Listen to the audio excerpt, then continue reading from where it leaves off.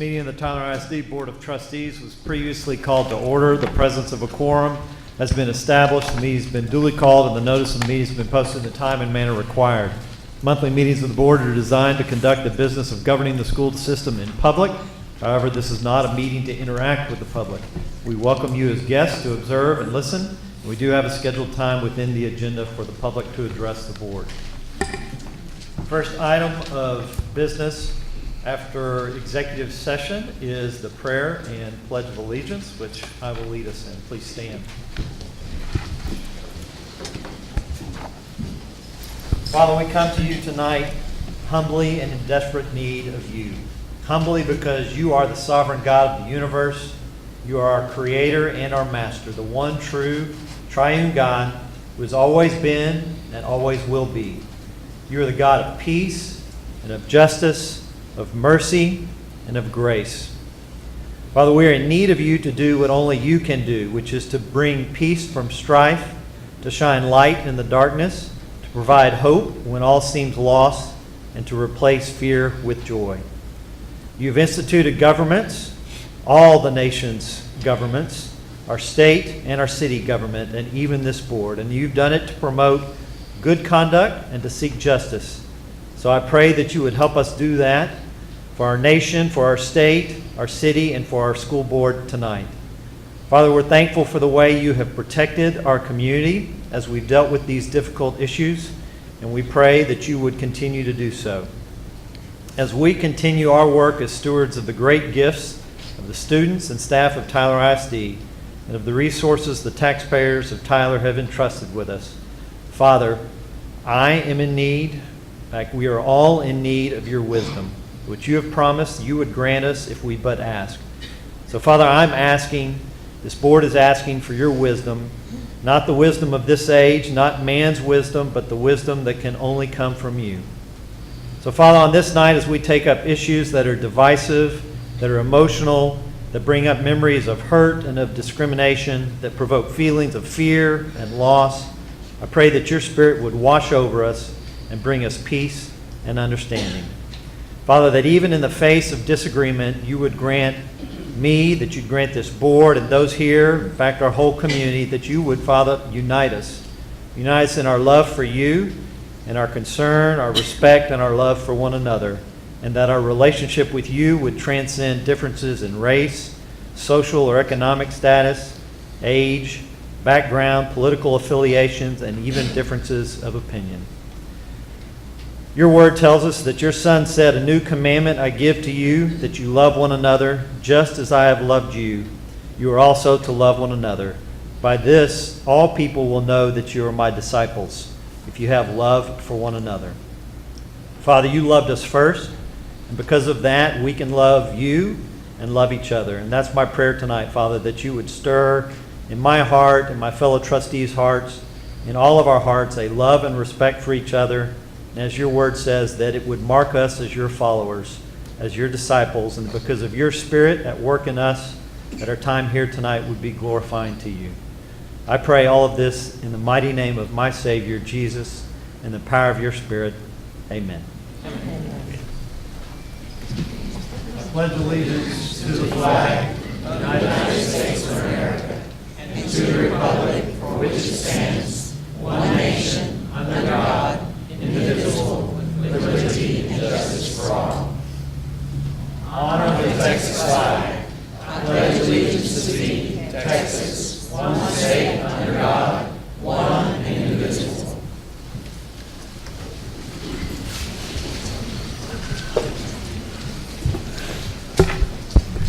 We do have action coming out of executive session, a level 3 grievance hearing. Do I have a motion on that? Yes, I move that we deny the level 3 grievance of Dave Williams. Thank you, Mr. Washman. Do I have a second for that? Second. Thank you, Mr. Martinez. All in favor of denying this grievance, say aye. Aye. Opposed? No. No. Okay. Motion carries 4-2. Next up on the agenda is the approval of the minutes from our board workshop of June 7th, 2018. Are there any changes or edits? to the minutes as presented? If not, I'll accept a motion. Move we approve the minutes. Thank you, Mr. Bergfeld. Do I have a second? Second. Thank you, Reverend Mason. All in favor, say aye. Aye. Opposed? Motion carries. Item number 8, Lone Star Governance and Continuous Improvement. Dr. Crawford? Again, glad to see a lot of folks interested tonight in what we're doing academically. We have some great news, or good news, I won't say great, good news to present the public tonight, along with the board. And as Dr. Christy Hansen makes her way up to the table, and Dr. James Curitan, Director of Research and Evaluation and Research, I'll get your title right someday. We've got 2 things to present to y'all tonight. One, grade 3 STAR results that are focusing more on reading, and then just general STAR results. We think we'll have information about ratings in August, and we've done some checking. We feel pretty good about what those ratings will be presented come August, but we're not going to come out until they're actually finalized from the state. So we're going to turn it over to Dr. Hansen and Dr. Curitan to give you a presentation on Lone Star Governance. Continuous improvement. Okay, thank you, Dr. Crawford and the board, for giving us the opportunity to present these results here to you tonight. Before we go into the actual results, I just want to kind of remind you of where the proficiency levels are, what the proficiency levels are for the STAR exam. We're going to focus tonight exclusively on performance, which is going to be Domain 1 in this new accountability system that we'll talk more about next month. And Domain 1, it's strictly performance. So everything we're going to refer to tonight will pertain to these 4 levels of performance on the STAR exam. So the first level, starting at the bottom, is the not met level, and TA just defines this level as students are unlikely to succeed without significant academic intervention. The state standard is the approaches proficiency level, and then in terms of higher performance, we have the meets, and then ultimately the master's proficiency levels. So in terms of increasing performance, master's would be the highest passing state standard, and then approaches would be the state standard below that. So I'm going to talk to you about the specific performance in some of the areas. First, I want to talk about 3rd grade. Well, let's remind ourselves about the Lone Star Governance goal. 73% of students will meet standard on the 3rd grade reading test by spring of 2018. This is one of the progress measures that we had, leading to the 85% will be on grade level by 2021, which is our goal. So this is the progress measure that we're talking to you about tonight. So we're talking about the percentage of students who we're approaching, because that's the standard, the state standard. And so in 3rd grade last year, we had about 60. We were hoping for 60. We had 63% of the students that were at approaching, and this year we had 70% of the students that were at approaching. Our target was 73, so we missed it by 3% this year.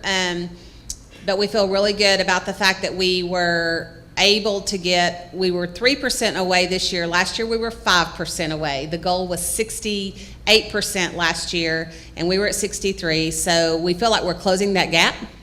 And so we did fall short by 3 percentage points, but as you can see that we did make huge improvements. So we went from 63% to 70% in the approaches, 34 to 39 in the meets, and then the 22 to 23 in masters. So we feel really good about that progress. So now we're going to look at all of the rest of the subjects in comparison. As you can tell, we had some gains in 3rd grade math.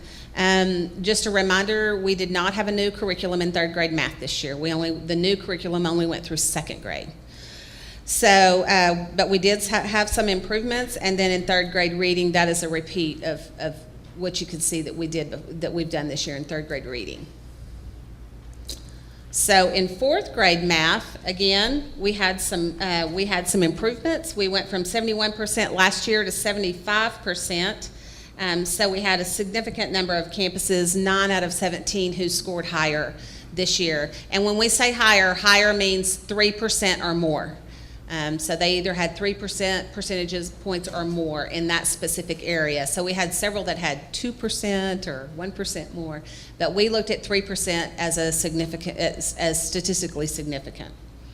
And then our fourth grade reading. Now that little dotted line you see right there, that is the state average as it's been published this year. So even though we made improvement, I want to be really clear that we're not happy with that. We want to continue to get better related to where our students are. And this year we will have a new fourth grade and fourth grade reading and math curriculum. So we're expanding that new curriculum this year. And then fourth grade writing, which I will tell you continues to be something we need to work on. If I had to pick one of our weak areas, fourth grade writing is definitely something that that we have to continue to work on. And again, we've addressed that in the new curriculum this year. Fifth grade science was, we felt good about the fifth grade science scores. And then fifth grade math. And when it says cumulative, that means the students who took the first set of tests and then the ones who passed the second. This does not include the third set of testers. So for fifth grade math did very well this year, and fifth grade reading did well. Dr. Hanson, on that, Yes, sir. that chart, so the prior year, was that also compared to cumulative? Yes, sir. Okay, and so the dashes here, are these the state average for cumulative? The state average for cumulative. Okay, thank you. And then the sixth grade, both reading and math are areas where we really have to look at improvement. We knew throughout the year that was a weak spot for us. We were revamping curriculum and revamping instructional strategies along the way. So we really added a lot of progress from the middle of the year MAP scores because those were, I don't know if you remember, but those were not scores that we were really very proud of. But still, we've got some work to do there. And again, I think some of that has to do with some weak literacy skills early on, foundational skills when the kids were very young. So we're having to do some, as we've talked about, that literacy across the curriculum and all grade levels to help the kids with some of those reading skills. And then seventh grade math. I will say that those are weak scores, but I do want you to remember where seventh grade math, we have a lot of students who take algebra in math in seventh grade. So that's just an important thing to remember when you're looking at math scores, because you're not looking at all seventh grade students. We have a large percentage of students at Hubbard and Moore, Three Lakes take algebra their seventh grade year. What does that have to do with what we're looking at? So typically, you then have your students who are struggling in math are usually the ones who are maybe taking that on-level class. So if kids have been doing really, really well in math all the way through sixth grade, they're typically taking the algebra test. And so these are not all seventh graders. They are some seventh graders. So those students never take the Math Star then? The advanced algebra students? Algebra students take the algebra. If you're in algebra, you take the algebra test, right? You take the test the subject you're in, correct? Is there a higher percentage of algebra students in 8th grade versus 7th grade? Yes. Yeah, that just as a parent, that seems like most of the kids are taking algebra in 8th grade, not 7th grade, and it's only the super advanced kids who are now almost 2 years ahead that are taking algebra in 7th grade. Is that? It depends on which school you're at, right? Mm-hmm. Okay. But some students are taking 8th grade math in 7th grade. So there are some. So which test would they take? They would take the 8th grade test. Okay. So the 6th grader taking 7th grade math does not take the 7th grade No, star? they take the 6th grade test, typically, because it's a combined 6th and 7th grade. Is that correct? Did I say that correctly? Whatever whatever instruction they're getting. So typically by the spring of sixth grade, they're taking the 7th grade test. So they're taking 7th grade curriculum. They have to take the 7th grade test. Okay. So it doesn't seem like we're excluding a significant portion of the students, that they get picked up either in the grade of the instruction that they're receiving. So this 7th grade math would have some 6th graders in it who are receiving 7th grade instruction. It would Maybe. have 7th graders who are receiving 7th grade instructions. Our 8th It just depends graders- on the school, Reverend Okay. Hager. I mean, some of the middle schools do it a little differently. So we have some schools that do a compressed 6th and 7th grade year. Okay. And then some of them move students right into algebra in 7th grade. Most move them into algebra in 8th grade.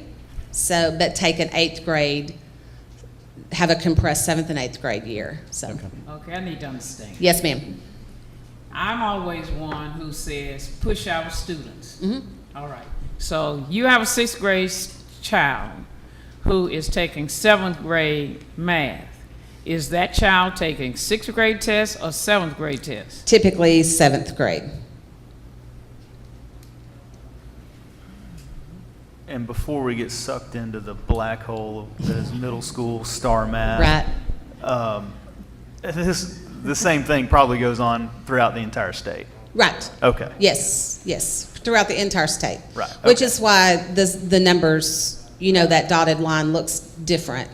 It's throughout the entire state. The middle school math is something that is very unique and really trying to help kids advance. And then it is as confusing for you as it was initially for us when we tried to figure out which test everyone was going to take. But the conclusion is we're doing significantly worse than the state. Correct. Yes, In we this realize area. that is, yeah. Okay. Our middle school, 6th and 7th grade math, and then 6th and 7th grade reading is something we have to look at. Okay. No question. It was better than last year, but still Right. significantly trailing. the Yes, state. no excuses. So I'm back on my soapbox. Yes, ma'am. 6th grade, you don't start teaching the level of difficulty at 6th grade. You have to have that foundation, especially beginning, of course, I would say 1st grade, but let's say 3rd, 4th, 5th, so that the student has that basic foundation that is necessary to be able to tackle or attack those difficulty level of skills at 6th grade. Right. So are we teaching at the level of difficulty necessary at 3rd, 4th, 5th, so that those 6th grade students will be successful at the mastery level, those 6th and 7th grade students? Well, I can tell you that our 5th Is grade. our curriculum Right, equivalent with? right. We're working on revamping the curriculum for sure, but when you look at the 5th grade scores, I've scrolled back, 5th grade scores, the 5th graders do pretty well. Now, remember, they get 2 chances. So the kids who didn't do well the first time, they get to retake it. But in general, we get the kids pretty much caught up. But then the jump between the 5th grade test and the 6th grade test and the 7th grade test is very, very different. And so, yes, we're having to revamp the curriculum and we're having to revamp the instructional style in the middle schools as well. As you revamp, are the 5th grade teachers familiar with, and do they receive those skills, or so they are familiar with the level of difficulty that the 6th grade students are expected to master and pass? Right. We do a lot of vertical alignment conversations to help the teachers know what the kids need coming in. And it certainly is something that we continue to work on. Every teacher, I couldn't answer that, but I can tell you that certainly the principals do a lot of those vertical alignment conversations. And it happens through the C&I department with our teacher experts as well. All right, thank you. I will say this, let me add something real quick before you move on. I do think that there is a cultural difference between our elementary and our secondary campuses and how we're using analytics to help kids along. And so for those secondary principals that are listening or that are out there, I hope that will refer back to the challenge that we gave y'all 3 years ago. The elementary schools have really bought into it. I'm not so sure we've bought into the individualization of using analytics for each and every individual student to help them be successful. All right. So I'm hoping that will change. I hope they will too, Yeah. sir. But to commend our elementary schools, walked in here, 4 years ago, 11 schools behind, improvement required. We feel good about what happened this year because they bought into that cultural shift as an organization to where we're using analytics to be successful. And I'd like to see our secondary campuses do the same. And so there's a challenge issue right there. And I think some of the best practices that are being done in our elementary schools where they've changed, didn't want to change, but they did change, have been reflective on our performance and will be our ratings as well. So, And just, I'll you know, say to that. add to that, one of the things that the elementary schools do really well is they look at that map data and they analyze it and analyze it and analyze it so that the kids are ready for that STAR Yeah. test, and they're really able to break the kids into groups and do small group instruction based on those map results. Yeah, we only had one middle school that was in a jam, and Mr. Bitter, school improvement officer, Ms. Holmes is the principal at Dogan, really did a good job this year, and I'm hoping for some positive things to come out of there. And the difference is that they acted more like an elementary school in the way that they attacked some things than just a secondary school of just showing up and going to work every day. So not being critical, just saying that we'd like to see the same type of systems in place at our middle schools and our high schools as we do in our elementary schools. So when I walk on an elementary campus, I can go into either the teacher workroom or the principal's office and I see charts. And they know where these students are. Do you see the War same rooms. thing? Yes. War rooms. War rooms. Do you see the same thing at secondary? Some of them. Some? Not all. All right. I'd like to really see it at the high schools. We'd have a K-12 pretty good school system if we buy into it at the high school level as well. All the way up. And we definitely have, at both middle school and high schools, we have the scheduling afforded there that the elementary schools don't have. Right. You have your PLC periods and you have your own conference period if you're a core content teacher in our secondary campuses. Is that correct? Yes. Mr. Sanchez, that's correct. Our elementary teachers are finding a way to make this happen without that additional planning period. So if they can do it, that additional PLC period in our secondary schools, that can happen as well. So more to come, secondary principals, whenever we get together on, tomorrow, I think. Some are So- shrinking down in their chairs in the back. So, So we have an abundance of data, and Yes, we've sir. got a couple of years in on these new goals and progress being made to them. So my question is, A, based off of how these kids in the younger grades are performing on MAP, how do we feel about the likelihood that we hit this reading goal as we've scheduled it? Are we seeing the pace of improvement underneath third grade that would likely lead us there? And if not, what strategic, what big programs do we have or efforts do we have to accelerate that achievement rather than kind of what feels like at times these small steps forward? What are some things that can really move the needle if indeed that's where we are?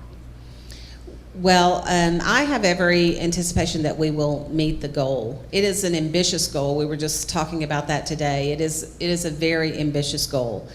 I have every anticipation that we will meet that goal. Every year we are closing the gap in our progress measures, and so I feel confident that we'll be right there. One of the things that we've talked about is if we were looking at growth, how many kids are growing, we would have that goal already. But what we're doing is trying to get every kid on grade level. And as I've said to you before, remember that some kids come to us with no skills, and we're trying, if we don't have them in pre-K, we're trying to get them there by the end of third grade, and that's a big task. So I will tell you, we're doing it in 3 ways. We're doing it through leadership development, which we've talked about. We're doing it through a new written curriculum, which I know I've talked sort of ad nauseum to you about. And we're doing it through a change in instructional methodology, and which is a it's a big task, and so we're doing it very methodically and very systematically. I have every anticipation that we will be on the mark. Another thing she didn't talk about is fidelity. You know, it's the written curriculum or whatever support curriculum you have. People like to call those products. I call it support curriculum. If you have fidelity with that and you do things in a way that's been prescribed, that's been effective, that's been proven at our campuses, Ramey's a good example, things can really go well for you. Jack, same way. So Jack and Ramey both have a pretty good system of a good structure there where they take a lot of data, they use that data to drive their instruction, and they're constantly talking about that. They focus on the right things. Having that fidelity is a big piece. I'll say this, and I've said this before at the dais, Reverend Hager and board, we still struggle in the summer months. And we've had some debate here about some of the programs that we have. You and I have talked about Rose City summer camps. Man, we're only hitting 450 kids. Are those the right kids, and are they the right cohort of kids, grade level? So that concerns us because our budget is limited. We're teaching our backsides off during the year. We're going through a lot of these. It's part of our DNA now. As far as what we're doing during the school year, I think we're taking pretty good care of that. It's the 2.5 to 3 months of lag that districts, mid-urban districts and urban districts typically experience that are a little bit out of our control. And so we're asking for help from our community for that to happen. Now, what does that mean? We do have some dollars and budget dollars that could be redirected that our principals are going to have to let go instead of hiring that additional teacher's aide to go supervise the cafeteria. We've talked about that, Reverend Mason. We've got to redirect some of that to summer instruction. Finding the right people to teach those classes is another issue. Whether or not they want their 3 months off or not. Is the pay adequate enough? So there's some things that we can do, but the Cy-Fair model, Cy-Fair ISD model of having these 6 weeks of summer academies are something that we're very interested in. We just need some philanthropic support or even more faith-based support to make that happen. And we've just not been approached. Maybe we haven't approached the right folks yet, but those are some things that can happen too. Other than what she's trying to talk about internally, we need some external help. Right now is when kids are losing grade levels this summer. There are kids that have not picked up a book this summer. And that's going to be tough to recover when we get back. But we'll do it. It's just making those strident gains that you're asking about. Did I turn that off? Yeah. Those great gains that you're talking about, that's where it happens. Is that we've got to make up for those years that we've lost before they ever got to us. So you mentioned, so I appreciate the plea for external support. You also mentioned there are some funds that we have control of that can be redirected to more, to higher value uses. So I'm not the instructional expert. There are those here and there who are. But when I'm way behind on a goal, if my approach is just do everything I'm doing better, I hardly ever make that goal. There's generally a missing piece or some element, and it seems like summer learning loss is the It's a issue big that key. we have yet Yeah. to figure out a way to address at scale. So, been at Rose City Summer Camps, you know I love that program. They do a great job. As you said, it's 500 kids, and we're an 18,000 kid district, and we're talking about thousands of kids who need to accelerate. And correct. so I would encourage your team to work with, in the structure you have, to make sure we're maximizing all our resources, state comp ed dollars, the things that principals have control over, that will help on this effort, because it feels like significant but incremental improvement is going to risk that we don't get to where we're going. And seems like there's a missing piece out there. Even if, I understand a teacher wanting his or her summer off, but there are also some teachers and perhaps even future student teachers who might be willing to teach in the summer programs. We need some academic summer enrichment, just academic, very highly structured. And I certainly hope we will be able to look at that and see if we can, if we don't get external support, let's do all we can internally. Yes, ma'am. Any other questions or comments on this item?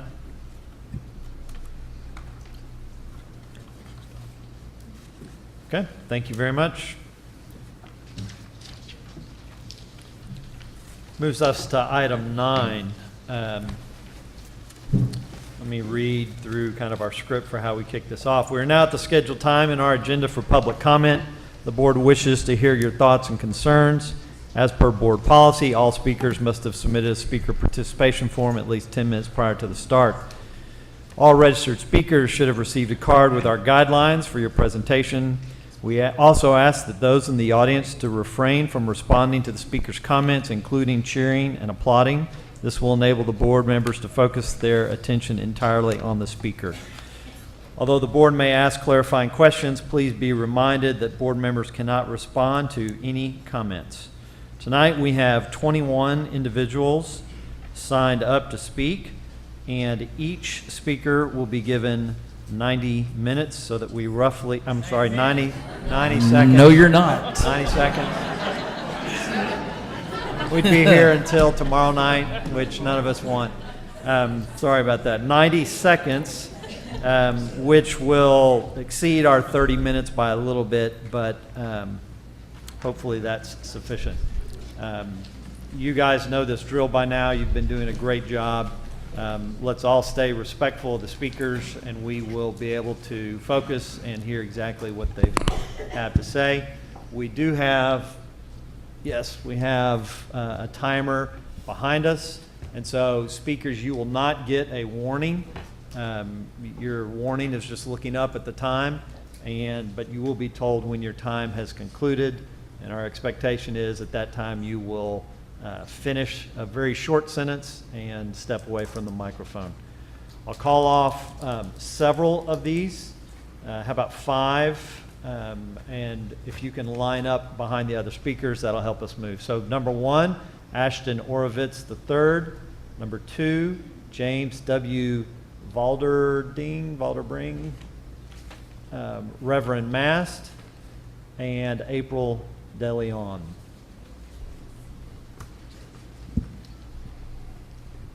Thank you. I've talked to you before, and so I'll be very short. I wanted to reiterate something I said before. First of all, on the Robert E. Lee naming, I think the best thing you can do is not rename Robert E. Lee. The worst thing you could do is rename Robert E. Lee and not John Tyler, because you're being hypocritical. And I've given you a lot of reasons before why I think that's right. My only other comment is I think that if you rename Robert E. Lee, you will not get a bond issue passed in this town for a long, long time. Thank you for your attention. Thank you. Instruct me on how to pronounce your name. I butcher it every Mr. time. V. Mr. V. Well, that doesn't really help me. But Valberding. Valberding, thank you, sir. Thank you, James Valberding. The board is correct to focus at this point on the process of name change. I respectfully offer 4 steps. First, establish a sizable number of collection points for proposed names for both high schools. Call for public submission of names. Anyone, any age, may submit names, as many as they want. Collection points may include paper boxes, Facebook page, portal on TISD's website, dedicated email or fax or text number. Second, designate a group of 24 reasonable adults and high school students to collect the names and list all of them, grouped into 3 categories: strong, medium, no chance. Publish the list. Third, the committee should call the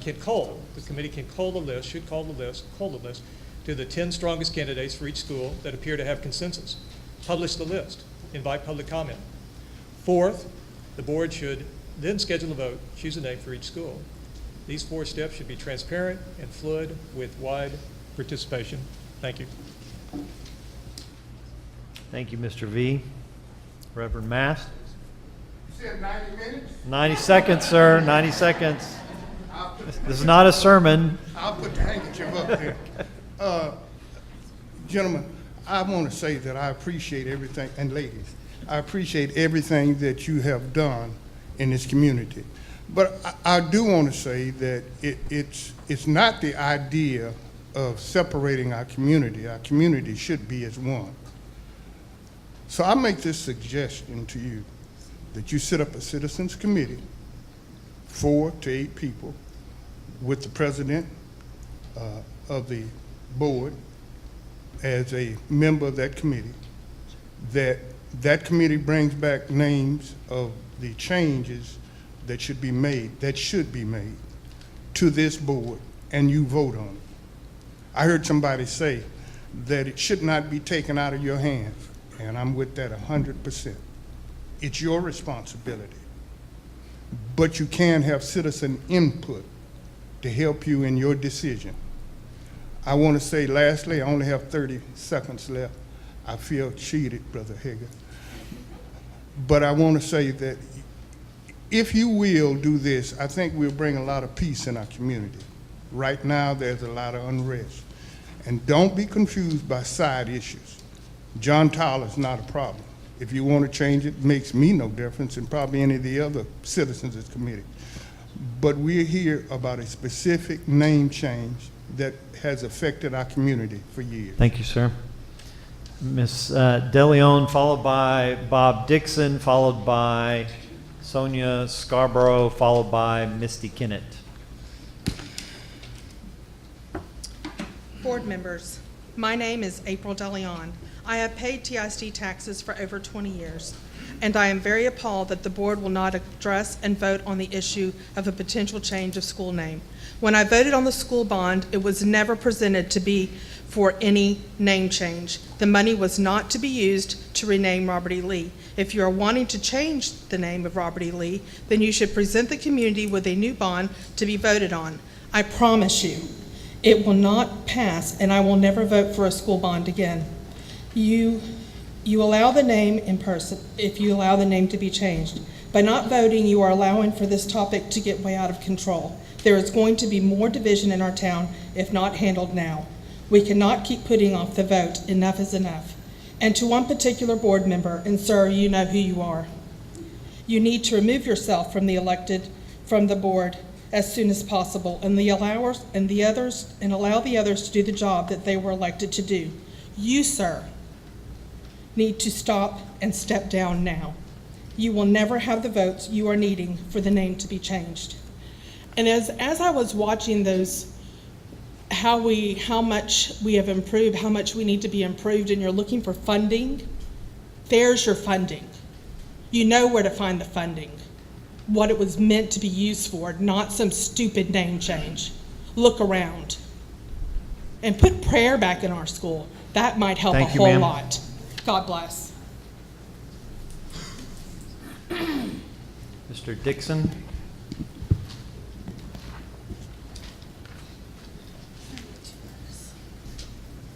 I'm Bob Dixon. I live on DeCharles Street. As you learned last year, I've only been in Tyler for 3.5 years, so I don't really have a dog in this fight. But the delay in making this first decision, whether or not to change the name, has become an embarrassment. Okay, we can't even decide whether we want to do that. So I want to make a couple of suggestions. Maybe that high schools can be we live in Tyler, so maybe Tyler High School North, Tyler High School South. I think that meets the requirements. For John Tyler, that would be easy to phase in over time, I think. For Robert E. Lee High School, that may be similar enough to honor the tradition. At the same time, this can be phased in over time since everybody in East Texas knows what we're doing here in Tyler. We're not trying to hide this from everybody. Everybody knows. During the phase-in period of time, if care is taken when photos are made, then graduates will not have this embarrassing episode following them forever. This is not a democracy. We don't decide things by mob rule. We're in a constitutional republic. You have been chosen to make this decision. You need to do so now and put this to bed. And while I've got 20 seconds left, I want to just change the subject entirely. Reverend Mason, I want to thank you for asking all the questions that everybody out here is asking about what the presentations mean. When you ask questions, you're asking questions that we're all wondering. So thank you for that. Thank you, Mr. Dixon. Ms. Scarborough, Ms. Kennett, followed by Jackie Carpenter. Hi, my name is Sonia Scarborough, and I want to thank y'all for allowing me to speak one more time. I've given my thoughts and opinions twice before, and now I'd like to present you with a solution that will be fair for everyone. Let's use the current school bond for what it was voted for, a new building for Robert E. Lee, and improved education and safety for TISD students. From looking at the STAR testing, improved education is desperately needed. Next, let's have a new bond election for the money to change the name for all the schools. Let's put it in the hands of those who fund TISD, the voters, the taxpayers.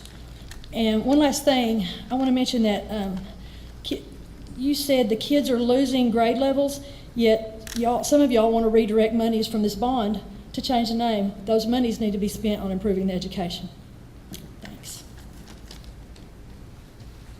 Thank you, Ms. Scarborough. Ms. Kennett, followed by Jackie Carpenter, followed by Nick Pacina. I'm not really sure why we are still talking about this.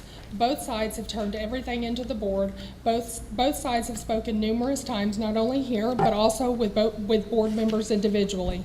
This needs to stop. You need to vote. A subcommittee or a mediation will not help anything. It will only prolong things. The board has everything they need to make a decision and to vote. It's time to focus on our schools and the education of our children. We have made it very clear, regardless of the board's decision, we will respect it. Changing the name of Robert E. Lee will not improve the education of our children. Your constituents have told you exactly how they want their money to be spent. We are begging the board members to once and for all put this to rest and vote. Just because we have one board member who does not want to vote because he does not think he will get the results that he wants does not mean that the remaining 6 board members cannot put a stop to this. Stop giving those a platform who are currently interested in only furthering their activist and political career. Not only have we stated facts, but we have submitted facts to the board. We have not attacked anyone, we have only corrected them when needed. Save the name of our school, Robert E. Lee, and use the money how you told us it was going to be used. Thank you. Thank you. Mr. Carpenter, followed by Nick Pacina, followed by Lisa Lujan. I got a sick feeling in the pit of my stomach again when I found out that the name change was again coming up for discussion. I want to publicly thank Ms. Mason for stating that she would never vote for changing the name of Robert E. Lee High School. Trust these folks never ever considered you would think of changing the name when they voted for you. I can never vote for anyone in the future who would change the name. General Lee was known the world over as being one of the most brilliant generals ever. He was also one of the meekest men ever to have lived on God's green earth. Instead of the name change, the school board should offer our students on the study of the integrity of this great man. If there's extra money, let's spend it on hiring police officers to protect our kids, not on letters on jerseys. He accepted ragtag Southern Army when he could have been commander of a much larger and better equipped federal army, and perhaps someday would have been president of the United States.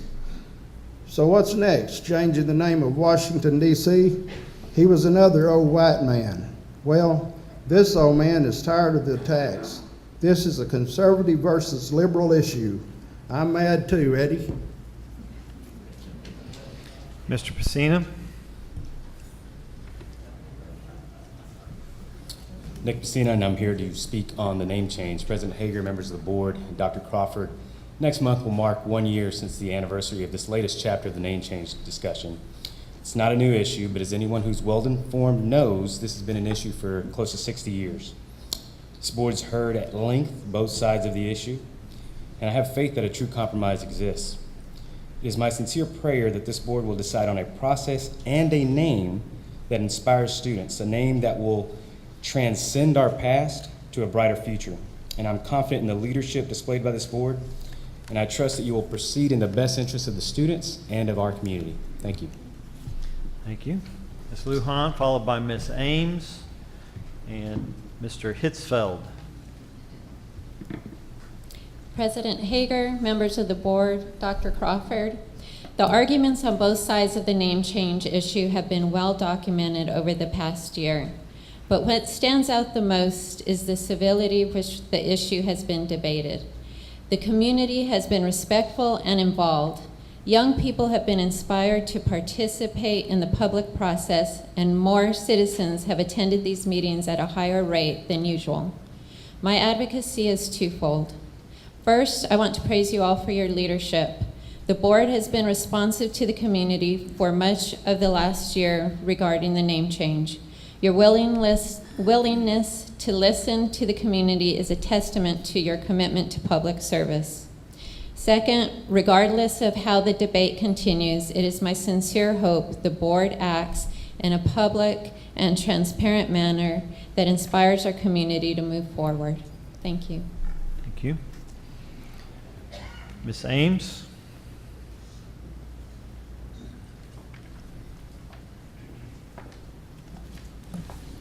Thank you to the board and our administration. Amy Ames, I'm in favor of the changing the name of Robert E. Lee High School. I've spoken before, but I'm ready for a process to move forward. I recommend that the school board call a special session so that we can focus on this one issue and decide on whether or not the board will recommend changing the name. After making that decision, if the board chooses to change the name, I recommend that the district hold a public forum to discuss suggestions for changing the name of the school. My suggestion is Tyler Memorial High School. Instead of honoring just one person, I think that we can honor the fallen veterans and alumni of this school. As we are erecting new signage for the school, we can erect a new name and phase in the name change to reduce the cost. It's time to look forward toward our future and change the name. I'm encouraged by the students who continue to come here each session, and they're trying to shape their future, and it's time for us to help them do that. I appreciate the different points of view on this topic, but I think what we have in common is that we can keep the school colors, we can keep the school mascot, but we're having a new school. We can change the name at this time. Thank you. Thank you, Ms. Ames. Mr. Hitzfield, followed by Angela Smallwood, followed by Tania Jones. Thank you, Board. My name is Joe Hitzfeld, and I am not for the name change. I have a long family history with Robert E. Lee. I got a sister, class of 73, Robert E. Lee Rebels. Brother Matt, class of 75, Robert E. Lee Rebels. Sister Sandy, class of 78, Robert E. Lee Raiders. Brother John, class of 81, Robert E. Lee Raiders. Myself, 89, Raider. 1976, the name was changed from the Rebels to the Raiders. My mother, who's 82, was not able to come tonight. She said back then in 76, that the name would never change again. Now we're here in 2018 with a name change. In 1981, when John Tyler was burned down, Robert E. Lee shared its campus with John Tyler. Students from Lee went from 6 a.m. till noon, and then from 1 o'clock to 6 o'clock was John Tyler students. There was not any racial slur or intimidation during that time, and I feel that this is not a racist agenda in 2018. It's about its history and its pride, and if you want to build a future, you need a good foundation. Ms. Smallwood, followed by Tania Jones, followed by Jerry S. Bailey, followed by Nancy Clark. I want to thank the board for hearing us all tonight. Can you move closer to the mic? I don't think We keep going through. You know, I know you're probably tired of listening, and we're tired of coming and talking. I want to applaud Reverend Hager for calling people and getting the subcommittees going. That's not something that I would really like to see. I don't want to see mediation or subcommittees, so I want that on the record. This is a heart issue for me. Because I have a long history with both schools, as does my family. I voted for the school bond with an excitement and a joy of seeing new things for our kids. I am an educator myself, and I get excited about the smell of the new school building and new things for the kids, and this is taking the joy away. I'm ready to see our money that we have voted for to be spent to educate the programs, things that our kids need, the copy paper that they're in short supply of, the printer ink, the computers. We'd love to have new technology like some of the other school districts have. There's so many other things that we could use that money for. I don't want to see not one dime be wasted on something that's not absolutely necessary. And I want to thank you again for your time, and I'm going to ask that you would please vote on this soon or drop it.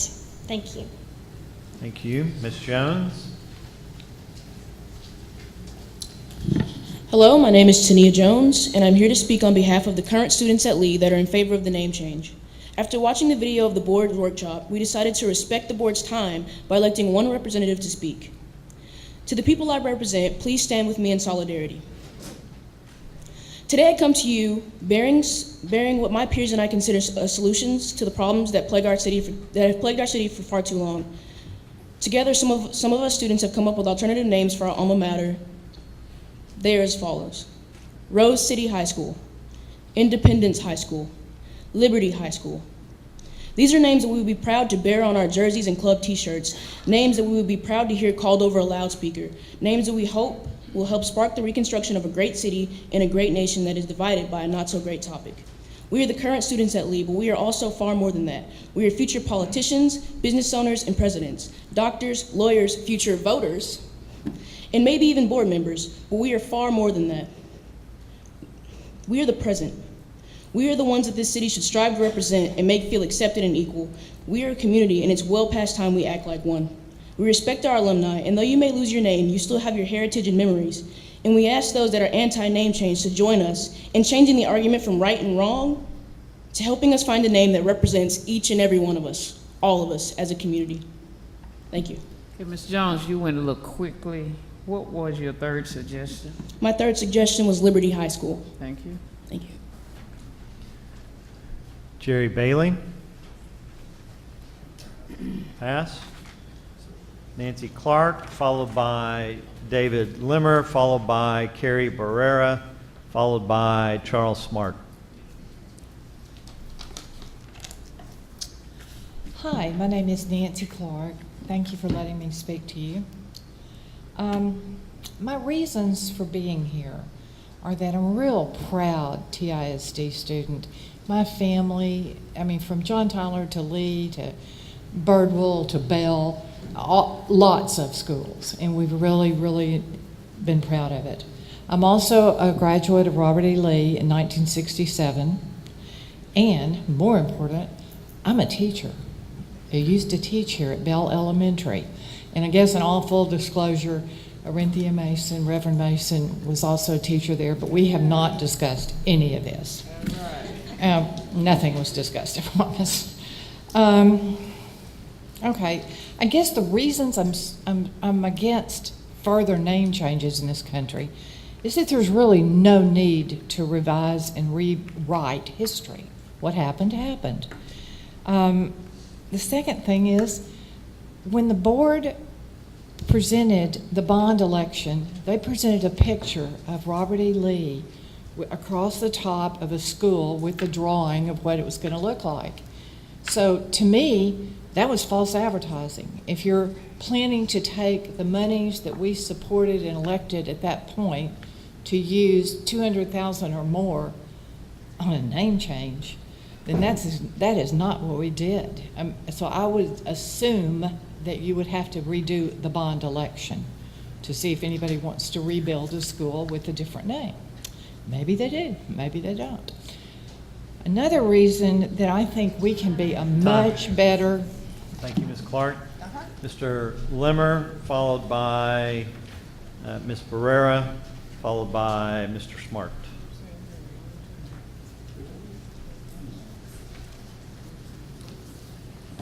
David Limmer. When a parent sends their child off to school in the morning, the expectation is that the child will return home safely. We've seen too many examples of schools being targeted and attacked, students harmed and tragically killed while at school, never to return home to their parents. Why is our school board continuously spending valuable time entertaining political discussions on school names instead of focusing on school safety? Our taxpayer money should be spent on high priority issues that affect and impact students and employees of TISD. I would like for someone to tell me the number of times school safety has been on the school board agenda versus the number of times a name change has been on the agenda. Last month, I sat and listened to the board discuss the achievement data on our Head Start students. It was revealed that the federal program is deficient in offering students the rich and robust academic curriculum needed to excel in kindergarten. What would be the cost of offering a better and different program to meet the needs of our most needy students? I'm sure less than the hundreds of thousands of dollars a name change would cost. Spend our hard-earned taxpayer dollars on education, not on someone's political personal preferences. Please don't take the tradition and legacy of our high school Thank you, away, sir. never to exist again.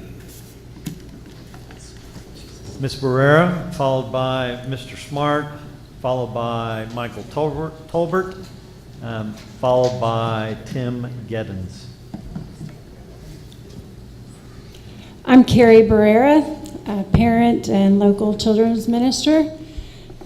I figured if I was going to come and give my input over and over again, it'd be irresponsible not to come to a call for a solution. So I wanted to come today and to tell you that I'm ready to serve in any way I can to help out with a solution. I came up with some ideas for things that I could help offer, and that would be, I would love to join in writing some sort of educational program that might be helpful historically to put into the school systems to teach about the history of our city and the things that have brought us to where we are. I think it's imperative for the kids to understand where we are. So if the name changes, we don't have to lose the rich history of Tyler, Texas. I also think we could have an advisory board and be data-driven, quote unquote, have somebody to represent some fiscal background, social transition, educational, cultural, and people with experience in this process. There's some great websites. There's something called the Name Change Toolkit for places at teachingtolerance.org. So there are places that offer material to help in this very specific situation to give guidance for communities. Thank you. Thank you, Mr. Smart.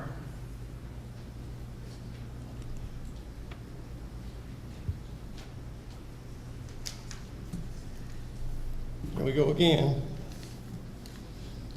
Thank you for the board to allow me to speak on this.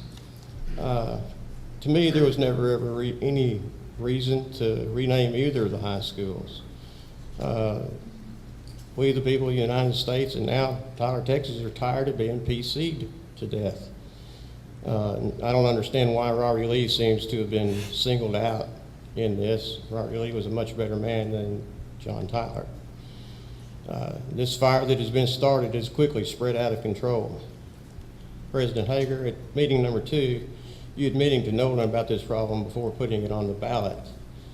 You and the other board members knew that the slightest mention of any name change, that ballot would have surely failed. The question that I'm asked most is, why won't they let us, the taxpayers, make this choice? After all, it is our money. For the good of the city, why doesn't the board dip into their rainy day trust fund and have an election and let the taxpayers make the decision? You must explain everything in honest detail to the taxpayers before they cast the ballots.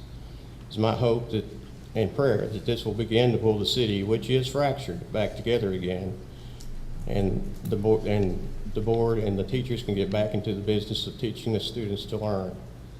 Unfortunately, at this time, if a student has TISD on their transcript or application, that actually hurts the student. Time.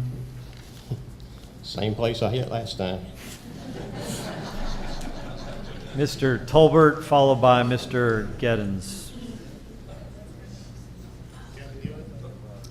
Good evening. My name is Michael Talbert. I'm a parent of a student at Tyler ISD, and I'm here for the students. As you may recall, several months ago, that was my statement to you all, is that the most important thing is here is how does what we do affect students. I have a student who achieved master grade level in all 3 areas on his STAR test, and I'm very proud of that. And I like to take credit for that because I teach him critical thinking skills. I teach them to understand why things are. Why do we need to learn math? Why do we need to learn to read? Why do we need to understand science? I'm here because Dr. Crawford has a child that's a student in Tyler ISD. I know Mr. Bergfield has a child that's in Tyler ISD. I know that Mr. Washman has a child that's in Tyler ISD. I want to put this issue to rest. This will always be an issue. It's unfortunate that the name Robert E. Lee has become essentially fighting words. You know, it's just like the Confederate flag. It has become a symbol, and this board previously voted to remove part of Confederate symbolism, but they didn't remove all of it. Not this board. I understand that. You're correct. So in a previous meeting, I asked you, does it matter, and why was the name chosen? I think we can handle keeping time up here. We don't need the help from the audience. Mr. Geddens, you're the final speaker tonight. Hello, I'm Tim Gedders. Last month I was here and suggested that if the people that were wanting in favor of the name change, if they were really were wanting to right the atrocities of slavery, then they should select the name for the president that was responsible for ending slavery, and that was Abraham Lincoln. But what's the name anyway? And I think that if the people here in the audience would raise their hands if they feel embarrassed or oppressed by the name Robert E. Lee High School or Tyler High School, or because the state of Texas was a Confederate state and still has the name, still has the flag. And the American flag was associated with that in parts of the country. And that the founding fathers, some of them were slave owners, that they should be eliminated from the historical records of founding fathers, and the country is delegitimized. So I'm against the name change for those reasons, that Tyler is part of a small local political brouhaha over something that's really a national agenda of the progressive movement, which is a socialist, communist, Marxist agenda to delegitimize the United States. But if we're going to improve America, then we should name it after the future of America's greatness. Make America great again, Donald J. Trump High School. Thank you, sir. That concludes. Please, we said no applause. That concludes our public comment. Moving to item number 10, business, legal, finance, consent agenda. Please be quiet. Do we have any items to be pulled from this? Dr. Crawford, do we need to pull gifts and donations? Seem to have lost my agenda. Okay. These are yours, Gina.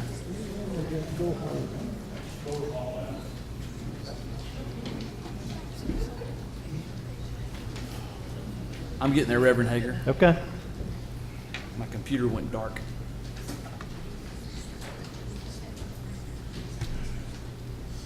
Any board members have items that need to be pulled in this? We always pull gifts and donations. Reverend Hager, by $228, board policy says we need to pull gifts and donations. Okay. And 75 cents. Okay, so we'll pull item B. Can I have a motion for A through G less B? Mr. President, I move that we approve Roman numeral 10, A, B, A, C, D, E, F, G. Thank you. Do I have a second? Second the motion. Thank you, Ms. Watson. All in favor say aye. Aye. Opposed? Motion carries. Item B, gifts and donations. Dr. Crawford? $5,228.75. Caldwell Elementary Arts Academy PTA. We have great people that support our students, and certainly the Arts Magnet that we have at Caldwell does great things. We put a lot of expectations on them to increase those great things, and anything we can do in the community to support those students that will be attending our Caldwell Arts Magnet, we gladly put in front of the board to accept those donations. So thank you, Caldwell Elementary Arts Academy PTA. look forward to doing what you're doing this year. Is there anyone in the audience from Caldwell tonight? Hey, what From the are we doing PTA? for a musical this year? James and the Giant Peach. James and the Giant Peach. So while we have a community gathering here tonight, I encourage you all to go to the annual musical. It's going to be awesome. On behalf of Caldwell parents and everything, I will say this. I know that every parent in Tyler ISD that's involved in PTA and involved at every other elementary campus, you do a whole lot. It seems to me that Caldwell is this whole nother level of parent participation, and it really is kind of an all-in type game. And PTA is just like a little slice of the pie over there. I mean, it is year-round involvement in whatever they got going on. So we appreciate this money, and Caldwell will put it to good use, no doubt. Any other comments? Don, I'll take a motion. Motion to approve the donation from Caldwell PTA. Thank you, Mr. Martinez. A second? Second? Mr. Washman, all in favor say aye. Aye. Aye. Opposed? Motion carries. Thank you, Caldwell PTA, for your generosity towards our students. Item number 11, curriculum instruction consent agenda. Any items to be pulled? Dr. Crawford, any items you would like to highlight and discuss before we vote? You don't have to say yes, just giving you the opportunity. No, there's a lot of memorandums of understanding on there. And without pulling each and every one of them, we appreciate all the partnerships that we have here locally, either to do student teaching. It's a good recruiting tool for us, or even other MOUs with other school systems here in Smith County that we can help them achieve some of their mission as well. Okay, then I'll take a motion for item 11 from someone. I move we approve item 11. Thank you, Mr. Bergfeld. Do I have a second? Second. Thank you, Ms. Washington. All in favor say aye. Aye. Aye. Opposed? Motion carries. Moves us to item 12, which I'll kick us off since I was the one who put it on the agenda.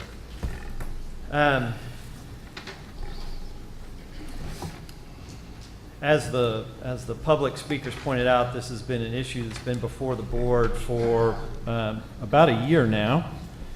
And I want to talk through the process that we followed to see how that should inform the process forward, should we choose to move forward. And I guess one general comment about how boards operate in an open meeting context. So we cannot deliberate privately, even on an issue such as coming up with a plan or a process to move forward. So the way that we can explicitly have a plan or process is if we do that at a public meeting. I think what's happened is we had assumed process or implicit process. So when we talked about this a year ago, the board was pretty evenly divided, but there was a suggestion to not act rashly. If you remember, last August was when Charlottesville happened, and there was a lot of emotion and energy both in our community and in the nation. And so there was a suggestion that we wait until the end of the school year so that we did not distract students, and so that maybe the nation and our community would calm down.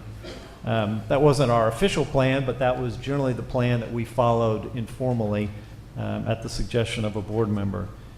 I then put the issue for the cost on the agenda in May for us to understand what the cost implications would be prior to us taking the issue up in June, as we had previously indicated we might do. We then had board members express their opinion that if there was not enough votes to make a change, that we shouldn't talk about it, and so we pulled it off the agenda. And when we pulled it off the agenda, it had an effect or a reaction in the community. And so those who had been patiently waiting for us to deal with this issue organized to protest And that produced a counter organization. And so we had a public outcry on both sides of the issue, significant public comment. And so Mr. Washman, as we talked about in a previous meeting, in a spirit of compromise, proposed a modification of the name to Lee High School. And the outcry then resulted in the largest, I think, public participation that we've had, certainly in the time that I've been on the board and in recent memory. And part of what we heard from the community and in that, during that public comment was that it was hard to discern our process, and that our process seemed to be on again, off again, on again, off again. And so I put this agenda item on for tonight so that we can have a discussion amongst the board members and hopefully develop a majority view around what process, if any, we should follow to address this issue, to determine if there is a path forward at this time and set expectations for the public on what course this board will follow. The best place to do that is in a public forum in front of our constituents. If we set a course and follow it, if we are transparent and open, if we are deliberate, I believe that will help build trust and respect for this board. And even if some disagree with the outcome, which we guarantee that would happen, that ultimately in the long run it would be better for our board. So I proposed several questions to the board based on ideas that I had heard in the community and from board members. And so as a way not to restrict but to guide our conversation, obviously we have an agenda item that would allow us to talk about any aspect of this process that we choose. So I'm not in any way intending to limit our discussion to the questions that I proposed, but wanted to at least have those addressed. We do have one board member who is absent, and so consulted with her prior to putting this on the agenda. Since this is such a critical issue, wanted to make sure that she had the opportunity to participate if she chose. I conferred with our legal counsel, and they approved the release of a statement from her in response to the questions that were included in the board packet. She delivered that response to the administration, and I think the administration is going to read that at this point. Yeah, go ahead. Okay, first question, should the issue of renaming even be, by the way, this is Dr. Nation, make sure the news media gets that. Should the issue of renaming even be an issue the board should address or bring to a vote? Why? First bullet, we were asked this question when the issue was first brought up. My response at that time was that we did need to discuss it because it was important to the community, and we are charged with addressing concerns as they pertain to our schools and most importantly to our students. Second bullet, our mission requires that we address the issue as it influences students and student outcomes.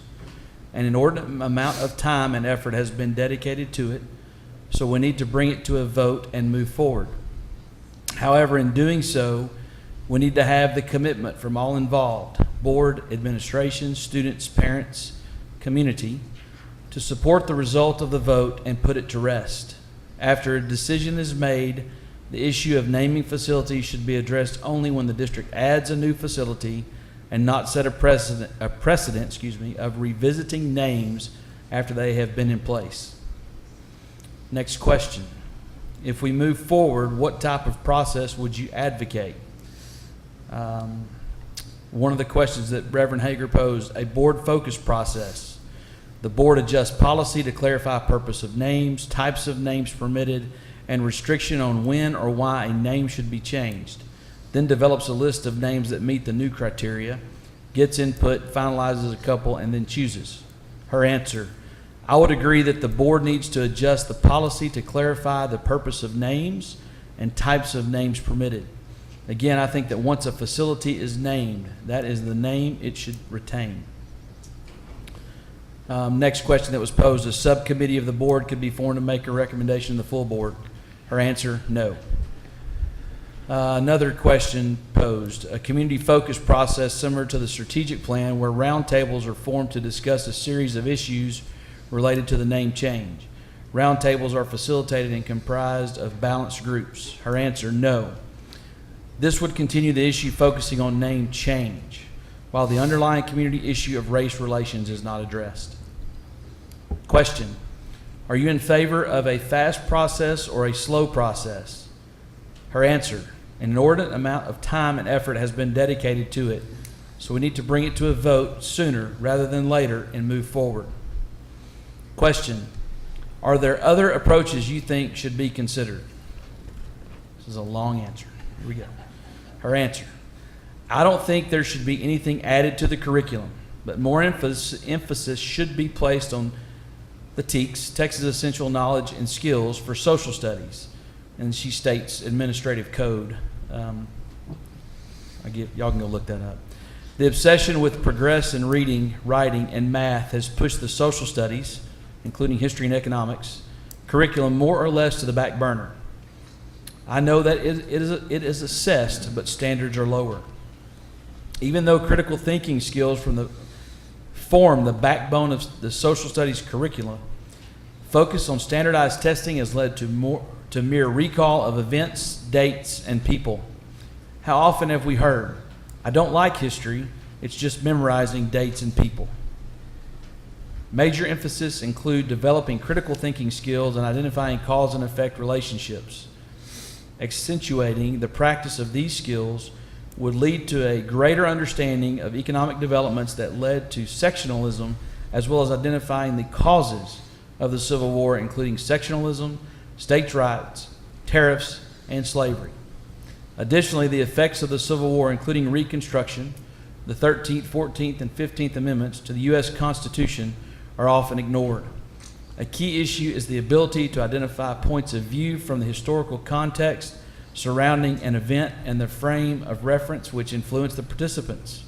We as adults need to be able to model this knowledge and skills and be more focused on developing them in our students. That's what happens when you ask a former teacher, a question. There you go. That was Dr. Nation's response. Okay, so I'll open up the floor to any board members that would care to comment, address any of the questions that I posed, or offer your own suggestions as well. I'll go last time. Oh, okay. Go So ahead. maybe I'll kick things off this time. I did write down some comments. When this issue first came up, I knew it was going to be difficult and a delicate topic. When you leave the realm of education and dive into social politics, you do so at a great risk to the district. Despite our best intentions, early on I saw signs that would quickly turn this issue into a no-win situation. The leadership of the Change the Name group were saying there would be no compromise and that anything short of a complete change was, quote, not far enough for them. I then saw a social media post from the Change the Name group's proclaimed leader saying that the name change movement was being deftly executed by our own board president.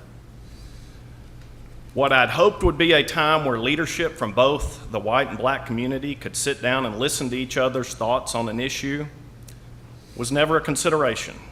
It was a win at all costs, and the movement seemed to be more tied to a national progressive one than a genuine community discussion about name. School board members verbally attacked for expressing a genuine opinion, rumors of members meeting with people to run against current board members, nasty emails. It looks like people have lost their minds. All over a social issue that has zero effect on student outcomes. Tyler and Tyler ISD are better than this. Board members, it's time that we take back control of our board meetings. I stated I could have supported a discussion on modifying the name to Tyler Lee, but as negative as this has turned, I will no longer support any further discussion on this topic. I am not on the fence about this, and I am not a swing vote. Let me be very clear, this is not the way Tyler does things, and I have no trust in the process moving forward under any scenario. I don't support any further discussion on this issue, and if the board is determined to have a vote, mine will be no. If you're forced to use intimidation and manipulation to get the votes you need, then you have a problem with either the content of your argument or its delivery. If you are a free thinker and have come to the conclusion that for whatever reason you don't think it's time for a change of our school names, it doesn't make you a racist or an Uncle Tom. I have stated and will state again, to me, this isn't about the Confederacy or a general at this point. The ends justifies the means is bad public policy, especially for a public school district who just passed the largest school bond in the city's history for high schools whose names were clearly stated as Robert E. Lee and John Tyler. It would be foolish to spit in the voters' faces and change the name of Robert E. Lee High School, and I fear would have a long-lasting negative effect that we may never fully recover. So I ask you, fellow board members, to join me in taking control of this item by giving our board leadership a clear directive to not place this on any future agendas, and let's get back to focusing on what the vast majority of people in our community want us to focus on, which is education. Thank you. Thank you, Mr. Bergfeld. So last September, I began this board's public discussion on this topic by suggesting we needed to make preparations for a vote. I noted the need for the community to be involved and that policy changes were likely. I also suggested the potential for this to adversely affect everything we do moving forward, including trustee elections, and it's all still true today. This issue is decades old and will dominate the conversation of our district if we do nothing. I firmly believe the name will change, if not this board now, then next year, in 3 years, and 5 years, a time when the cost will be exponentially higher. We listened to every person signed up for public comment. We fielded numerous calls and emails. I personally met with countless individuals. We've heard every argument from every direction. I understand there's no map, no guidebook, no to-do list of how to proceed, but we're elected to do a job, and this board's more than qualified to make this decision.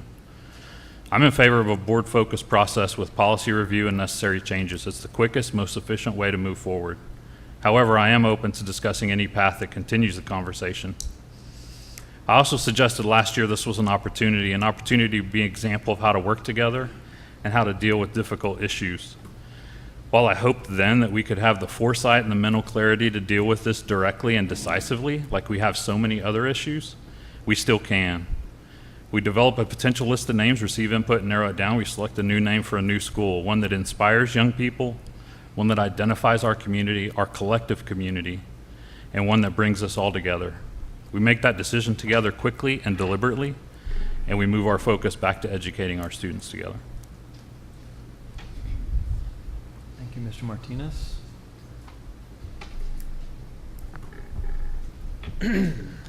I'll go.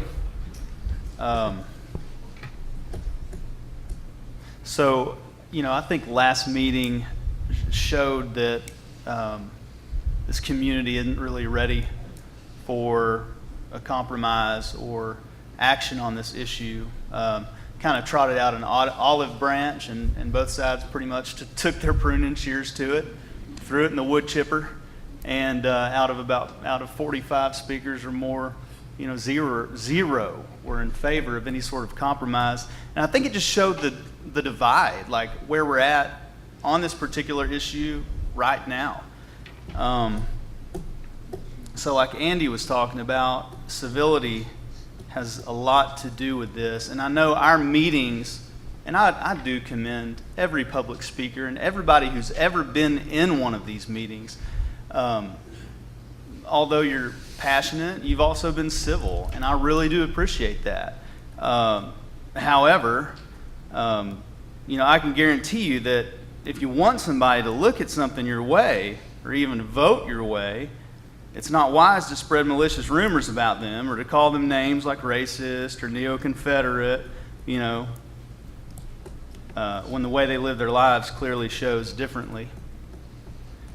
We live in a relatively small community, and unlike national political races where you can hide behind a computer screen and hurl insults at all these guys, without ever seeing that person or meeting them, you know, here in Tyler, we know each other, and we expect civility.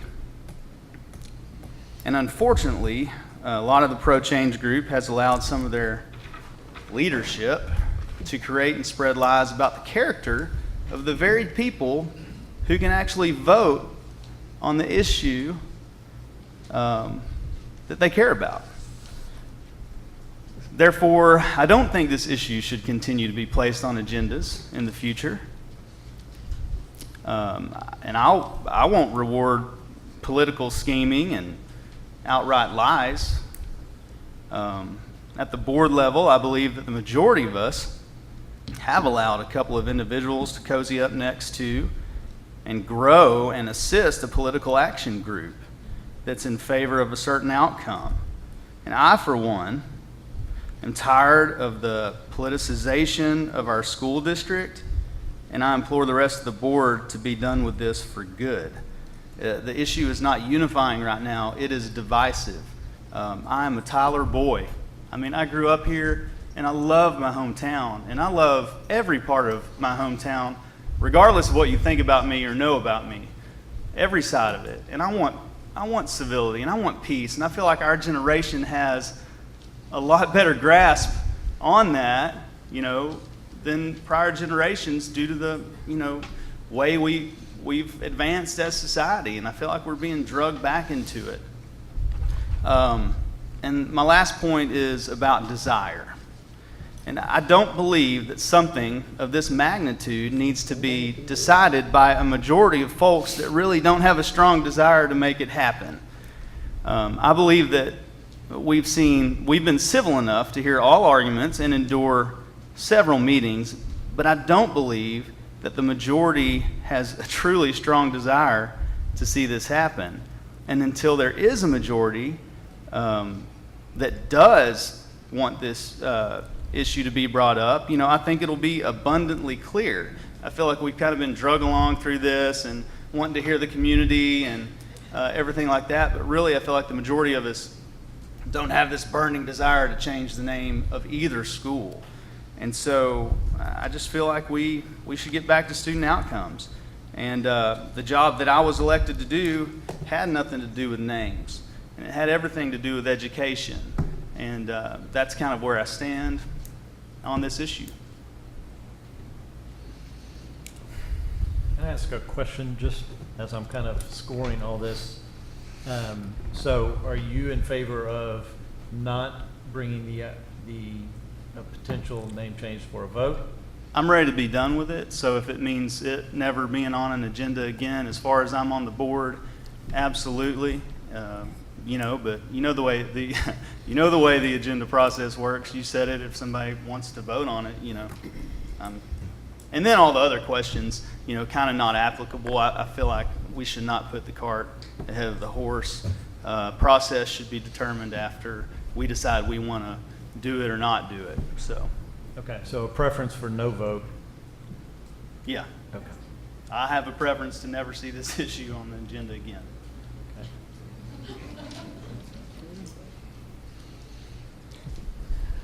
Okay, my little presentation will be short. I don't do a lot of talking, I do mostly listening. I was not raised in Tyler. I attended school in California. I came here to Texas to go to college, and I've been here ever since. I met my husband here. So I love Tyler. It's just like my home now. I got a job teaching at Hubbard Middle School, and I taught there about 30 years. And I had several different principals. I did not know anything about racism when I first came to Tyler. It was all new to me because in California, we were all the same. We all attended the same school. And when I came here, I found out that I could go to a different school, and that school was all blacks, and I wasn't used to that. But I enjoyed going to school, learning the different cultures of all of the other students that I attended school with, and that I did not have the opportunity to go to an all-black school. It was a mixed school in California. So now we are here in Tyler. My husband has been on the board. He served before I did. And I decided I would come on. So I'm still learning a whole lot. No, I don't do a whole lot of talking. I've heard some people get praises for what they say. Y'all can praise me when I'm finished, because it won't be long, okay? This is all new, like I said, to me. And we're trying to decide whether or not we're going to change the name Robert E. Lee, or we're going to leave the name like it is. Okay, the community that I live in, I'm going to be very honest with you. I only had one constituent to call me and say, leave the name like it is. Leave the name like it is. What good is it going to do to change the name?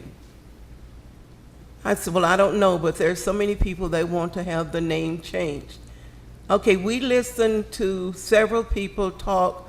I think at the last board meeting we had about 70. And I listened very closely to what everybody was saying. And I said, well, my son went to Robert E. Lee. He had no problems like some of the people that came here and talked about how they were called different names. I asked my son, did you have problems like that at Lee? He said, no, Mom, I did not. I got along with everyone. They treated me just like they would treat themselves, their brothers, their sisters, or whatever. So I never had that problem.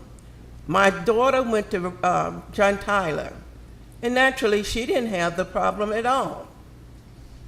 But my son enjoyed his years at Robert E. Lee. I just saw him on the weekend, and he's a little minister now. And we talked about it yesterday. He said, Mother, why are they wanting to change the name? Leave the name Robert E. Lee. On all of my certificates and diplomas and everything that I received, it's Robert E. Lee. It's not Lee High School. It's Robert E. Lee. So what would I do when someone asks to see my diploma? And that has happened. He said, then I would have to try to get another diploma that would represent the school Robert E. Lee, or the new school name. He said, and we don't know what it's going to be. He said, leave it be. Robert E. Lee is gone now. He's not coming back here. So let's all get along and try to have a wonderful, wonderful school. And he loved his school, Robert E. Lee. And he said, I want to come and see the finished product. He said, because I remember having to run to class in the rain to get into the building before it stormed real bad. He said, so I want to come and see the new school and see the name at the top, like you've shown me pictures of already, Robert E. Lee, and not some other name. He said, the kids now don't know how blessed they are to be getting a brand new school with the name Robert E. Lee at the top. They can always remember my brother or my sister attended Robert E. Lee, and the name is still there. So when it comes to our community, you all get with your community and let's all work together. I had a suggestion that I said, I don't know if this could happen or not, but we have 7 districts here. District 1 through 7. Maybe the representative for each of the districts can send out a ballot and ask their constituents to vote. Then they can all send the ballot back into the board. Might not happen that way, but it would help us. It will help us if we knew how everyone was thinking and what everyone wants to do. We can do that if it's approved by the board. I don't want to see it on the ballot on the agenda anymore either. We've had it on there ever since when? September of last year? It's almost September again. So we don't need to have it every year, every month. We got to discuss the name change. Let's continue to pray for this. Let's pray for our young students that's going to be going into the new school, and let them know this is for them. And it's not for the people that's already graduated, old like I am. It's for you. So you take advantage of it. And don't talk about the other person that wants the name to be changed. All get together and just work together and say, we are all one school. We're going to cherish this school. And I heard some people say, if you change the name, we won't vote for another bond. I've seen a time when we voted for a bond in Tyler and we didn't get it. That feels so bad. I remember my husband was crying when the bond did not pass, and they needed it. It wasn't before them, it was for our students. It was for our teachers. Think about our teachers. They need a raise. I was a teacher for a long time. So think about the money that can be used to buy things for the students, to give the teachers a raise, and praise them for what they are doing. We have a great superintendent now. Don't talk about him, but praise him. We have a wonderful board, and it's wonderful because I'm on it. Okay? So let's all remember to just give God the praise. Thank you.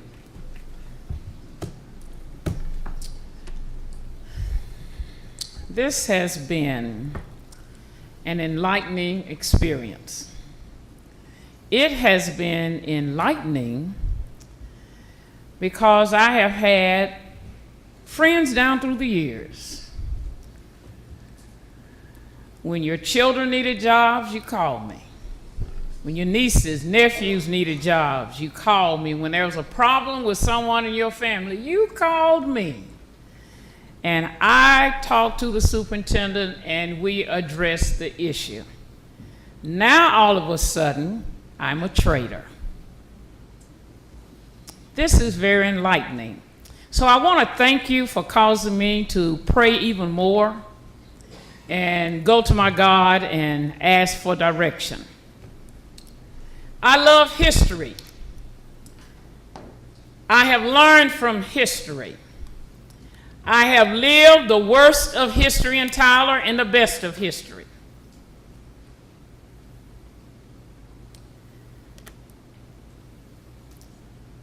I have a letter up here, maybe all of us do. There are those who are interested in seeing the new Career and Technology Center named the Emmy J. Scott Career and Technology Center. So we want to name that after Emmy J. Scott. That's great. So why we want to change Lee and Jim Tyler? Why can't they all just keep their names? You want Emmy J. Scott Career Technology Center? I don't know if the board will go for that. It's a nice suggestion. He was a good man. He was an educator. Mr. Berkfeld and I were going to meet with some people, black and white, Hispanic, Asian, because there is a Tyler way. Contrary, I don't care what anyone says, there is a way in Tyler. We have always sat down, always, and talked. Even during segregation, we sat down and talked with one another. Now, some of the meetings we were talking at each other. That's just like with the plan of action, what we had for our district, trying to come up with that plan. There were people talking at each other, but in the end, we were talking with one another and discussing what we needed to discuss. Actually, I'm tired of talking about it. I have learned one thing, though. My mother was here, she would tell me, never say never. And I did say that, and I thought about it once I've said it. When this first started, I mentioned to the board and talking with us about a survey. Because in the city of Tyler and TISD, we have always surveyed our constituents. and asked for your opinions.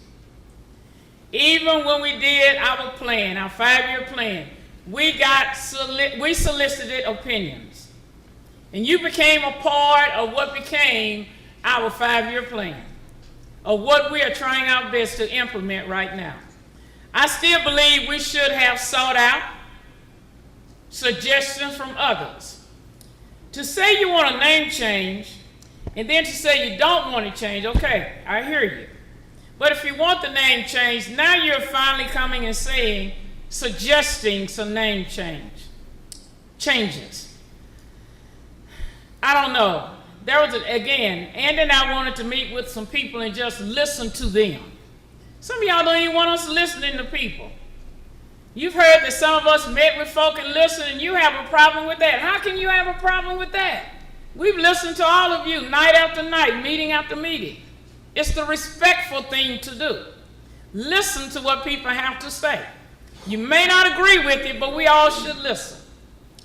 At this point in time, I need to remind everyone I'm not a sellout. I am a strong black woman. I would not change. I would die a strong black woman with beliefs and principles that I stand by and a God that I live for. If we were going to change the name, I would say then let's change the name. If we're not going to change the name, then let's not change the name. Let's get on with the education of our children. A comment was made. Why discuss changing one name, which is Robert E. Lee, and I have read his history. Didn't read it until this happened. Yes, I now have read the history, but I've also read the history of John Tyler. He too was a racist. He too bought and sold slaves. You know, so I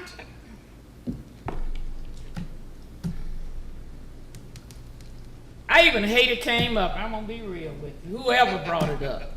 I regret the day it came up. So I don't know what we're going to do. I am concerned about listening to a group of folk who can sit down and talk with one another. And listen, but this needs to be put to an end as quickly as possible. This board, citizens, you elected us to make sound decisions about the education of our children. We have sat in meetings. You hear us discussing academic achievement and at times the lack of the progress that we would like to see. In my opinion, that's what we're all about. You know, I've told some of our fellow board members, some of them love athletics. Now, I'm a football fan now. I holler and scream at the game. But there are some things that I'm more concerned about than others.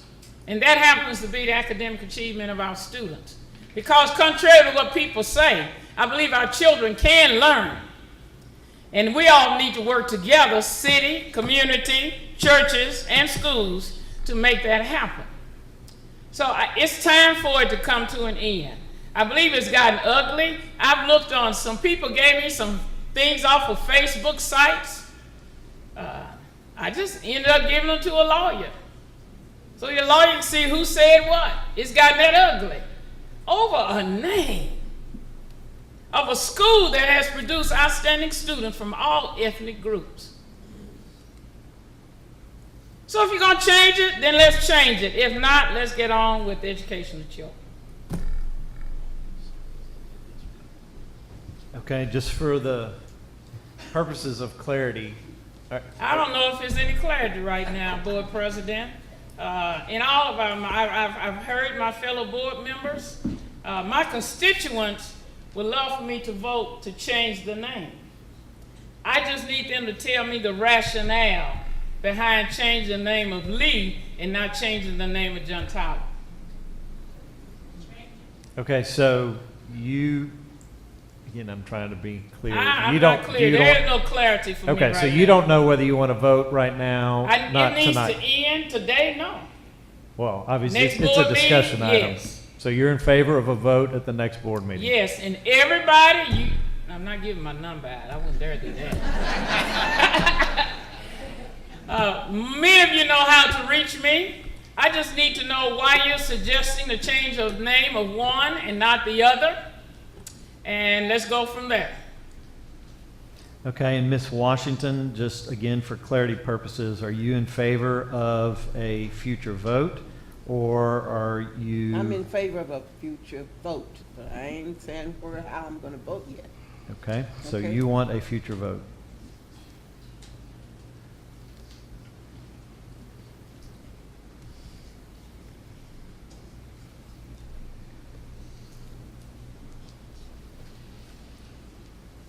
Okay. Well, the public has seen kind of a sausage-making process here, which is not terribly attractive to watch.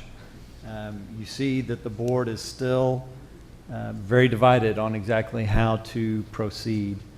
It does seem like,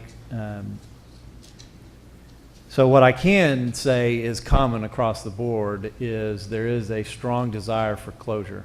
Yes. And that the way our policy works, where any board member at any time can submit an agenda item, leaves open the possibility that although we think we get closure, we don't. But certainly, if this board decisively acts, it's less likely, I think, that anyone would suggest a future item. So I'm probably in favor of a future vote as well, as a way to bring closure. The issue of, so I had proposed that we talk about the policy first, and I think that's what Dr. Nation had suggested. Aaron, I think you were in favor of voting on a policy first, of discussing a policy and then any potential changes. Jean and Orinthia, do you have a desire to do that, or do you want to go straight Now, to a Mr. vote? President, if this is going to prolong the process, if discussing a change in the policy that we presently have is going to cause this to go on to October, November, then I have a problem. Okay, if it were shorter, if it were one meeting, or, I say we just, if you're gonna do it, you need to do it and stop dragging it out. Yeah. We might not need to adjust the policy if nothing changes, so. And I don't think that's what Dr. Nation said, did she? She wanted to look at the policy? I thought she was like, she didn't want I to. think she was, Well, Mr. Change the Martinez is name at here. all. Did you say something about a policy? But the policy is plain enough. You name it after location, you name it after outstanding citizen who has contributed, and I'm not looking at it, so correct me, who has contributed to the educational system or the city in which the school exists. Whatever else, I don't see a problem with how the policy is stated. 50 years from now, I won't be on the board anyway. So I don't know why we even, no, I think we need to put it to a vote at the next meeting. okay. Dr. Crawford, did I misunderstand what she said, or? She, to paraphrase, how we need to have the commitment from all involved, support of all involved to support the result of a vote and put it to rest. That's what she said. Okay. So she's And in But favor. she did say, she did answer your second question of a board-focused process. I would agree that the board needs to adjust the policy to clarify the purpose of names. Okay. You don't have to adjust policy before you do the other. If that's what, if you're asking my opinion of that, they could vote one way or the other, up or down, to go forward. You don't have to go through the policy Right. process. Yeah, only do only so. if you were proposing a name that didn't fit the policy, would Correct. you need to change the policy Correct. first. Okay, so Dr. Nation in favor of a vote, Aaron in favor of a vote, Orinthia in favor of a vote, as long as that happens very soon. Jean in favor of a vote. I think we're all saying, let's get it over with, most of us. Okay. Then that's what we'll do. We will, I want to schedule Can't do it tonight. It's not an action item. Yeah, I want to schedule a future meeting at a time where we all can be present. We cannot do it tonight because this is on the agenda as a discussion item, so all we can do is discuss it. We will do it at the earliest possible meeting, whether it's a special meeting or a future meeting that we all can be present. Sometime probably, last I checked, that was second week of August is the first time we're all present here. No, it was based off the calendar we all filled out for our Team of 8 training. Have we scheduled Team of 8 training? That wasn't on future business. Yes. What day is that? August 7th. August 7th. I don't recommend y'all do anything other than your Team of 8 training that day. Right. Okay, I'll confer with everyone on availability for a future meeting date. Make sure it's a time we can all be there, and we will have a vote up or down on this issue. Any other questions or comments?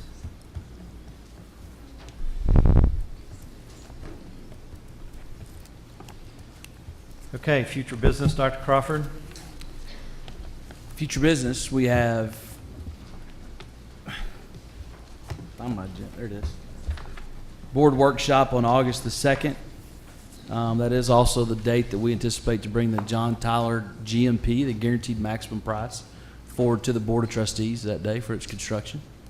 I know there's been some folks wondering about that. And, So this is the date where we're going to get an update as well on the construction? no, that'll come No? later. This will actually be the guaranteed, the GMP, adopting the budget for the John Tyler, the rest of the John Tyler project. You'll get an update after that. Not long after, or how Not long long after. Not long after. You'll get a construction All right, update. we need to hear an update. I'll give you a little bit of a snapshot on that since that's going to be covered there.